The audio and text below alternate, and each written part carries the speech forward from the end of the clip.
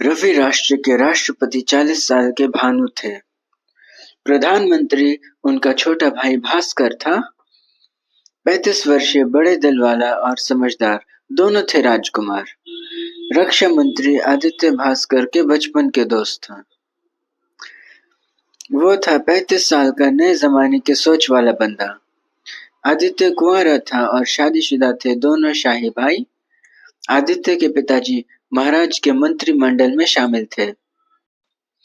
महर्दंड किला था रवि राष्ट्र का सबसे बड़ा शहर और राजधानी। दूसरे मंत्रियों के बच्चे दूसरे मंत्रालय संभालते। वो अच्छा काम करते थे, इसलिए दिवाकर दल की ही जीत होती। शशि दल की सरकार थी 3 राज्यों में, क्योंकि वहां चंद्रक 60% थे। केंद्र और कई राज्यों में दिवाकर दल की सरकार थी। वहीं दूसरी ओर विधुवतन में एक परिवार का राज था।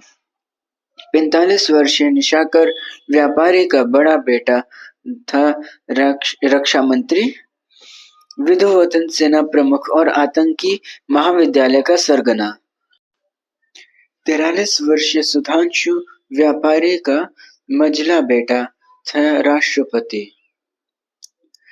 41 वर्षीय राकेश व्यापारी का मझला बेटा प्रधानमंत्री था। वो था बहुत ही बेशरम, मतलबी और दुष्ट। उसका छोटा भाई था 38 वर्षीय मयंक। वो दयालु और अच्छा इंसान था, अपने बड़े भाइयों से उलट।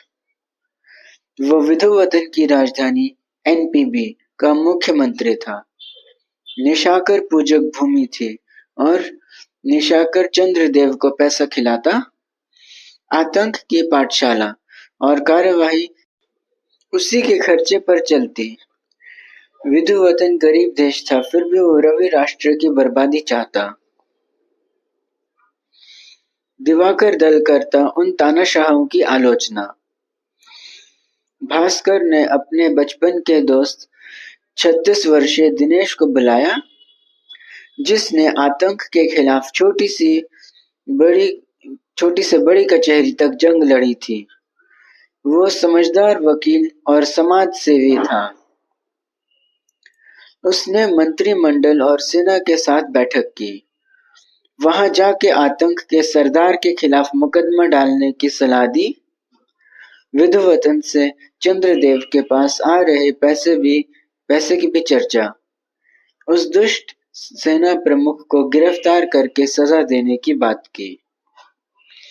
दुश्मन देश में जाके उसके खिलाफ कुछ करना बहुत मुश्किल था। दिनेश ये जोखिम उठाने को तैयार था रवि राष्ट्र की रक्षा के लिए। दिनेश, भास्कर और आदित्य ने निशाकर के खिलाफ मुकदमा। वो कट्टर देश प्रेमी थे, तो वो विधुवतन पहुंच गए। सीधा मयंक से मिले, क्योंकि उन्होंने उसकी दरियादिली के किस्से सुने थे। उसने उनके मुकदमे को दाखिल करके अगले दिन की तारीख लगाई। उसने तीनों को अपने मेहमान खाने में रुकवाया।